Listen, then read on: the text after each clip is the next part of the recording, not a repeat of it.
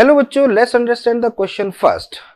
If 0.1 m solution of glucose molecular weight 180 and 0.1 molar solution of urea molecular weight 60 are placed on the two sides of the semi-permeable membrane to equal height, then it will be correct to say.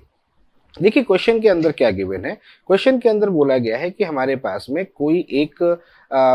कोई दो solution है और दोनों सोल्यूशनों को basically semi permeable membrane के through separate किया गया है. तो एक तरफ है हमारे पास में ग्लूकोज. तो यहाँ पर हम मान लेते हैं, यहाँ पर हमने डाल दिया है ग्लूकोज और यहाँ पर हमने डाल दिया है यूरिया.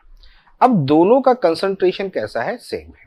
दोनों का कंसंट्रेशन कैसा है? सेम है. यहां पर भी कंसंट्रेशन कितना है? 0.1 m है. ठीक है. और यहां भी कितना हो गया? यहां पर भी जो कंसंट्रेशन है वो है 0.1 m.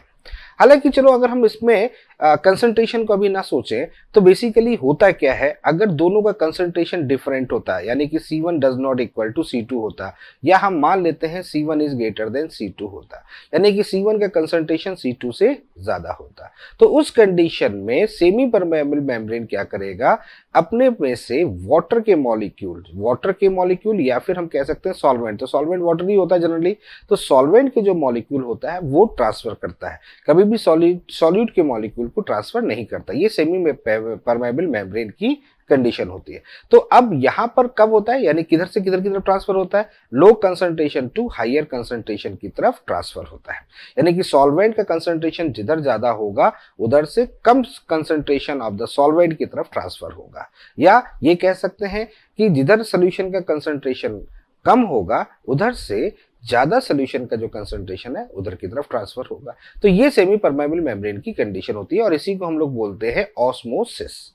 अब क्वेश्चन में क्या है? क्वेश्चन में लिखा गया है अगर ऐसा कर दिया जाए, यानी कि दोनों तरफ अगर कंसंट्रेशन इक्वल कर दें तो क्या होगा. तो एक चीज समझिएगा, अगर दोनों तरफ कंसंट्रेशन इक्वल है तो इसका मतलब है ये आइसोटोनिक सोल्यूशन हो गया. और आइसोटोनिक सोल्यूशन हो गया यानी कि दोनों तरफ सोल्यूशन जो है उनका कंसंट्रेशन सेम है, यानी कि C1 is equal to C2 है. तो उस कंडीशन पे जो सॉल्वेंट के मॉलिक्यूल होंगे वो कहीं पर भी ट्रांसफर नहीं होंगे, कोई भी मूवमेंट नहीं होगा. ठीक है. तो यहां पर अगर हम बात करें तो कौन सा ऑप्शन करेक्ट होगा? तो फर्स्ट देखें, there will be no net movement across the membrane. First option ही हमारा यहाँ पर करेक्ट होगा. तो I hope you understand the very well. Okay, thank you, best of luck.